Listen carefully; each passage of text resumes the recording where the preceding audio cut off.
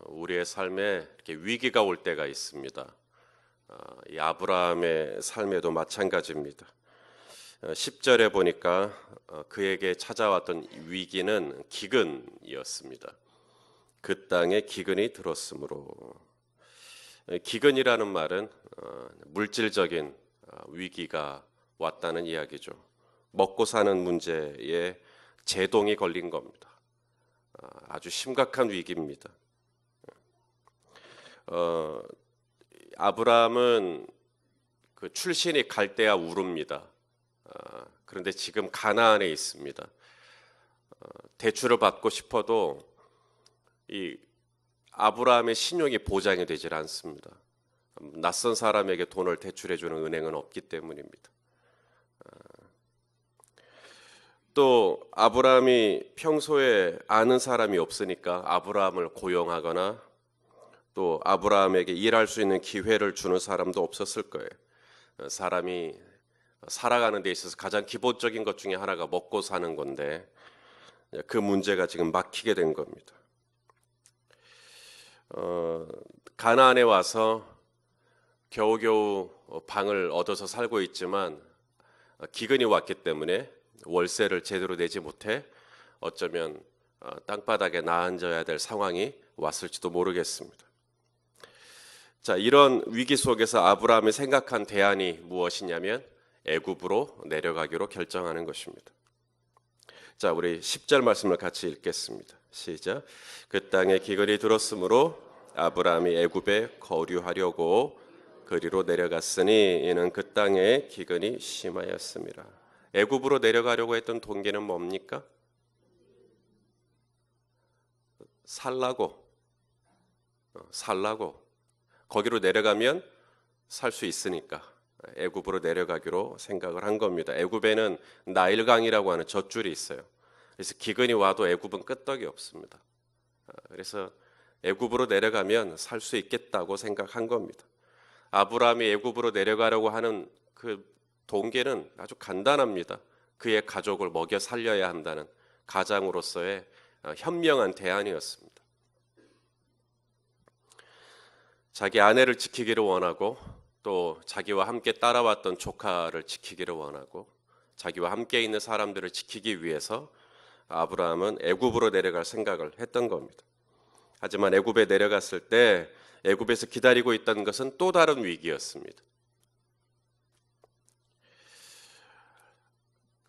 애굽에서 아브라함이 만나게 되는 위기는 바로 아내 사라, 여기는 이제 사레죠. 이 사레를 잃어버릴 위험에 만나게 됩니다.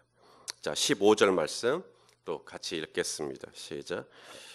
아로의 고관들도 그를 보고 바로 앞에서 칭찬함으로 그 여인을 바로의 궁으로 이끌어 들인지라. 애굽으로 내려가려고 했던 이유는 아내를 지키기 위함입니다. 먹고 살아야 되니까. 그런데 아내를 지키기 위해서 애굽에 내려갔다가 오히려 아내를 잃을 위험에 빠지게 된 겁니다. 아내를 살리려고 내려갔는데 아내가 죽을 수도 있는, 아내를 잃을 수도 있는. 14장, 창세기 14장에 보면 조카 롯이 엘람 왕 그돌라오멜 연합군에 의하여 잡히게 됩니다. 그래서 조카 롯이 또 위험에 빠집니다. 그래서 아브라함이 또 이 조카 롯을 구해내긴 하지만 위험에 빠져요. 또 나중에는 하나님께서 아브라함에게 네 아들 100세에 얻은 아들 독자 이삭을 내게 바치라고 말합니다. 아내를 지키고 싶지만 가장으로서 남편으로서 그런데 아내가 위험에 빠지고요. 또 조카를 지키고 싶지만 또 조카가 또 위험에 빠집니다. 또 자식을 지키고 싶지만 또 자식이 죽어야 되는 또 그런 위기에 빠집니다. 아브라함의 의지와 상관없이 아브라함이 지키고 싶었던 사람들을 온전히 지켜내지 못합니다.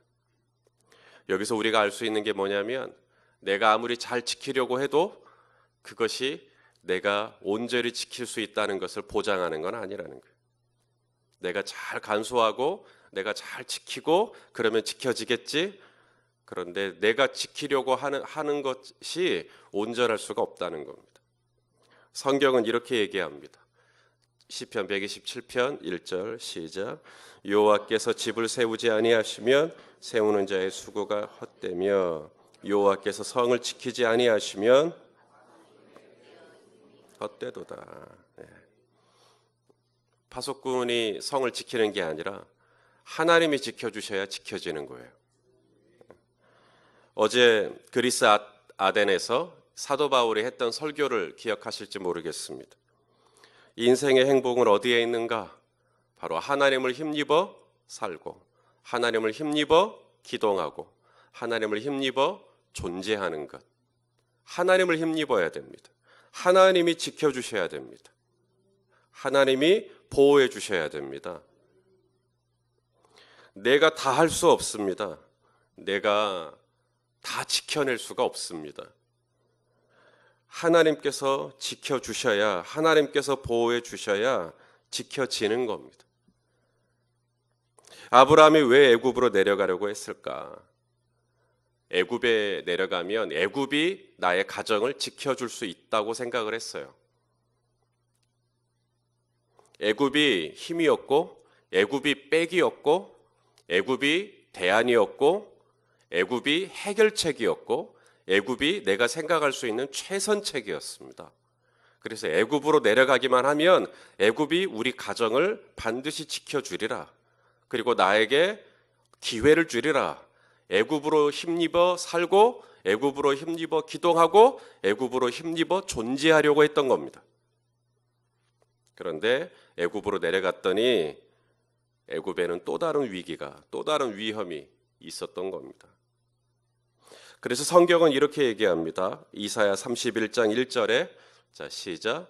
도움을 구하려고 애굽으로 내려가는 자들은 화 있을진저 그들은 말을 의지하며 병거가 얼마나 많으냐, 마병이 얼마나 심히 강하냐 이런 거 의지한다는 거예요. 하나님을 앙모하지 않아요. 하나님을 힘입지 않습니다. 애굽을 의지합니다. 애굽을 힘입습니다. 애굽을 찾습니다. 애굽, 이집트. 입만 열면 애굽 이야기입니다. 애굽으로만 가면 뭐가 될 것 같이, 애굽으로만 가면 뭐가 풀릴 것 같이, 애굽으로만 가면 살 것 같이, 애굽으로만 가면 기동할 것 같이, 애굽으로만 가면 존재할 것 같이. 우리는 애굽에 자주 속아요. 왜냐하면 애굽은 우리들에게 어떤 환타지를 주기 때문에 그래서 애굽이 나에게 많은 걸 줄 수 있을 것 같고, 애굽에 우리 가정을 딱 지켜줄 수 있을 것 같고, 애굽이 나에게 많은 기회들을 줄 수 있을 것 같고, 그래서 애굽에게 가까이 갑니다. 하지만 애굽에 가서 결국에 가서 깨닫는 게 뭐냐면 애굽은 하나님이 아니라는 거예요. 애굽은 하나님을 대신할 수 없습니다. 애굽은 애굽일 뿐입니다. 위기에 빠진 이 아브라함의 가정을 누가 구해줍니까? 애굽에 누가 아는 사람이 있어서 아브라함을 지켜줍니까? 하나님이 직접 개입하십니다. 여러분, 도울 자가 아무도 없어도 걱정하지 마세요. 도울 자가 아무도 없으니까 하나님이 직접 개입하실 수 있는 아주 좋은 기회입니다. 하나님이 직접 개입하십니다. 자, 17절 말씀입니다. 읽어보겠습니다. 시작. 여호와께서 아브라함의 아내 사레의 일로 바로와 그 집에 큰 재앙을 내리신지라. 어떤 재앙이었을까요? 잘 모릅니다. 그냥 큰 재앙이랍니다. 창세기 20장에 보니까 아브라함이 또 한 번 아내를 누이라고 속입니다. 그곳은 블레셋이 아니라 그랄 땅이었습니다. 그곳에 가서도 아브라함은 또다시 아내를 누이라고 말합니다. 그때 하나님께서 아비멜렉의 집에, 그랄 왕 아비멜렉의 집에 큰 재앙을 내리시는데 바로 태문, 왕가의 태문을 닫아버리셨습니다. 자식을 낳지 못하게 씨를 말려버린 거죠. 그런 재앙이었을까요? 모르겠습니다. 자, 창세기 20장에서는 그런 재앙이 있었고요. 오늘 이 애굽의 바로에게는 어떤 재앙인지 구체적인 내용이 나오질 않지만 큰 재앙입니다. 그리고 이 큰 재앙을 만난 다음에 이제 바로가 18절에 이제 아브라함을 부릅니다. 그리고 어찌하여 네가 나를 속였냐라고 얘기를 합니다. 그러니까 하나님이 가르쳐 주셨다는 얘기죠. 그러면서 20절에 이 바로가 아브라함에게 네 아내를 데리고 가거라 라고 얘기를 합니다. 자, 20절 말씀을 또 같이 읽겠습니다. 시작. 바로가 사람들에게 그의 일을 명하매 그들이 그와 함께 그의 아내와 그의 모든 소유를 보내었더라. 소유도 또 아내도 다시 다 되찾게 됩니다. 아브라함의 품으로 다시 사례가 돌아올 수 있도록 해주신 분이 누굽니까? 애굽의 유능한 장군도 아니고 애굽의 힘 있는 관원도 아니고 또 잘 나가는 의원이 도와준 것도 아니고 하나님이 직접 하셨습니다. 하나님이 홀로 하셨습니다. 하나님은 한 분이지만 하나님은 우리 성도님들의 가정을 넉넉히 지키실 수 있으십니다. 쪽수로 지키는 거 아닙니다. 하나님 한 분이면 됩니다. 바울이 아덴에서 했던 설교를 기억하실는지 모르겠습니다. 어제 본문 사도행전 17장 25절 읽어보겠습니다. 시작.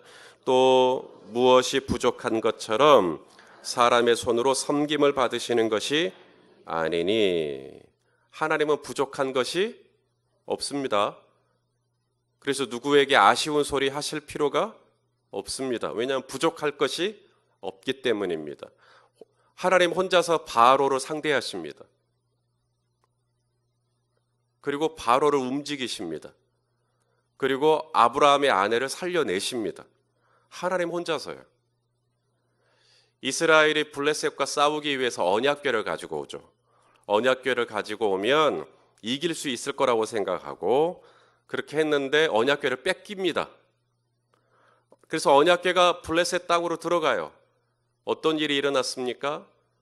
블레셋 다곤 신전에 언약궤를 모셨더니 그 다음날 다곤 신의 모가지가 부러져 있었습니다. 또 언약궤를 모시는 도시들마다 전염병이 창궐하는 겁니다. 사람의 생명을 앗아가는 아주 치명적인 전염병이 도는 거예요. 그래서 언약궤가 있는 곳마다 그런 일이 일어나니까 아무도 언약궤를 모시려고 하지 않는 겁니다. 결국 블레셋 사람들이 손을 듭니다. 야, 이 언약궤를 감당할 사람이 아무도 없구나. 다시 돌려보내자. 그래서 벳세메스로 올라가는 암소에다가 언약궤 실어서 그냥 유대 땅으로 이스라엘 땅으로 돌려보냅니다. 사울이 언약궤를 다시 되찾기 위해서 군대를 동원합니까? 아니면 언약궤를 되찾기 위해서 블레셋 왕에게 와서 큰 금과 은과 이런 걸 바치면서 가져갑니까? 아무것도 한 거 없습니다. 하나님이 홀로 싸우셨습니다. 그래서 하나님을 뭐라고 말합니까? 만군의 여호와라 그래요. 만군의 여호와. 하나님이 홀로 군대이십니다. 하나님이 홀로 싸우십니다. 하나님이 싸우시기로 결정하면 제 아무리 블레셋 땅이라도 제 아무리 바로라고 할지라도 하나님이 넉넉히 이기십니다. 그 하나님을 힘입으십시오. 그 하나님을 의지하십시오. 그 하나님을 찾고 발견하고 그 하나님을 의지할 때에 진짜 내가 지키고 싶은 것이 지켜집니다. 바로 애굽이 아닙니다. 하나님입니다. 하나님은 한 분이시지만 하나님은 결코 부족을 느끼지 않아요. 저는 부족을 많이 느낍니다. 사람이기 때문입니다. 저는 완전하지 않아요. 저는 여러분의 도움이 절실히 필요합니다. 여러분이 저와 함께 해주시고 도와주시고 또 동역해 주시고 저에게는 너무나 그게 필요합니다. 없으면 저는 큰일 납니다. 저는 아무것도 못합니다. 저는 부족하기 때문입니다. 그러나 우리 하나님은 부족하지 않아요. 내가 찬양하지 않아도 돌이 찬양합니다. 내가 하나님을 섬기지 않아도 온 나무와 과실이 하나님을 경배하고 있습니다. 하나님은 부족할 게 없습니다. 이 하나님을 힘입을 때 이 하나님께서 넉넉하게 저와 여러분을 지키시는 것을 신뢰하시길 바랍니다. 아브라함은 실수투성이죠. 계속 실수합니다. 하나님이 이스라엘 땅, 가나안 땅 하나님이 부르셨습니다. 내가 내게 지시할 땅으로 가라. 그래서 가나안 땅에 갔어요. 하지만 가나안 땅에서 기근이 오니까 아브라함은 하나님하고 일절 상의하지 않고 혼자 내려가 버립니다. 하나님 내려갈까요? 라고 묻지도 않고 그냥 내려갑니다. 실수죠. 잘못한 겁니다. 또 거기서 머리를 굴립니다. 아내가 너무 예쁘니까 당신 때문에 내가 죽게 생겼어. 그냥 당신 내 누이라고 합시다. 그러니까 아내는 죽어도 되고 자기는 살아야 되겠다는 이야기잖아요. 머리를 굴립니다. 거짓말을 합니다. 속입니다. 그렇게 살아보려고 하는 겁니다. 내가 살고 내가 기동하고 내가 존재하려고 했던 거죠. 하지만 아브라함의 이런 실수들과 상관없이 하나님은 아브라함의 삶에 놀라운 은혜와 자비를 베풀어 주십니다. 이 자비와 은혜는 약간 달라요. 이것을 이렇게 설명한 글을 읽은 적이 있습니다. 이 교통경찰이 있는데 우리가 신호 위반을 했어요. 걸렸어요. 자, 교통경찰이 잡았어요. 이리 오라고. 그래서 갑니다. 교통경찰이 뭐라 그럽니까? 신호 위반하셨습니다. 좋은 말로 할 때 면허증 주십시오. 그러겠죠? 그러면 임종희 집사님 면허증 주시죠? 아무 말 않고 주시죠, 그냥. 솔직하게. 예, 봐주라고 하죠. 한 번만 봐주세요. 제가 못 봤습니다. 아니면 뭐 제가 어떻게 하다가 오니까 됐습니다. 봐주라 그럽니까? 여러분들도? 아닌 척은 한 번만 봐주세요. 이렇게 말할 수 있죠. 자비가 뭐냐? 봐주는 겁니다. 그게 자비예요. 오케이, 봐줍시다. 이 동네가 낯선가 봐요. 봐드릴 테니까 안전하게 운전하십시오. 그리고 면허증을 다시 주는 겁니다. 그게 자비입니다. mercy. 은혜가 뭐냐고요? 이런 겁니다. 근데 어디를 가십니까? 어디를 가시는데 이렇게 급하게 가서 신호 위반까지 하십니까? 제가 지금 예식장을 가야 되는데 시간에 맞춰서 가려다 보니까 마음이 급했습니다. 그렇습니까? 그럼 저를 따라오십시오. 라고 하더니 경찰이 앞에서 그 꽉꽉 막힌 차들을 다 뚫어버리는 겁니다. 삐어 하니까 차들이 다 비켜주죠. 그렇게 해서 그 사람 에스코트 하면서 예식장까지 딱 데려다 주는 거예요. 그게 은혜입니다. 내가 요구하지도 않았는데, 내가 그런 걸 받을 자격이 없는데 나에게 더 주는 겁니다. 아내가 사레가 무사히 아브라함의 품에 들어온 것만 해도 은혜입니다. 그런데 오늘 이 바로가 어떻게 합니까? 20절에 아내만 돌려주는 게 아니고요. 아브라함의 아내를 바로가 취하는 조건으로 줬던 모든 물건들, 모든 물질들, 소유들, 이것도 다시 다 줍니다. 맞습니까? 이건 은혜입니다. 이건 자비가 아닙니다. 사레의 목숨을 살려서 돌려보냈으면 자비죠. 그런데 자비를 넘어서 아브라함에게 주었던 모든 소유까지 다시 다 주는 겁니다. 그래서 아브라함은 애굽에 가서 대박 맞아갖고 돌아오는 거예요. 이게 은혜입니다. 왜 우리 하나님을 힘입으면 좋을까요? 우리 하나님은 자비의 하나님이시요, 더 나아가 은혜의 하나님이시기 때문에 그렇습니다. 내가 실수한 것만큼, 내가 잘못한 것만큼 하나님의 은혜가 이렇게 격감되거나 하나님이 나의 삶에 허락될 자비가 깎여지거나 그러면 우리는 불안합니다. 내가 얼마나 많은 잘못을 했는데. 그런데 하나님은 아브라함이 계속 실수하잖아요. 있어야 될 자리를 떠나고 하지 말아야 될 말들을 하고 거짓말도 하고 아내를 위험에 빠뜨리기도 하고 실수투성입니다. 연발입니다. 그런데 하나님은 아브라함의 연약함, 허물과 상관없이 하나님은 아브라함을 덮어주시고 용서해 주시고 더 나아가 풍성한 은혜로 채워주십니다. 그 은혜 때문에 우리가 사는 거예요. 이 하나님을 힘입고 살고 이 하나님을 힘입고 기도하고 이 하나님을 힘입고 존재하는 저와 여러분 될 수 있기를 예수님의 이름으로 축원합니다.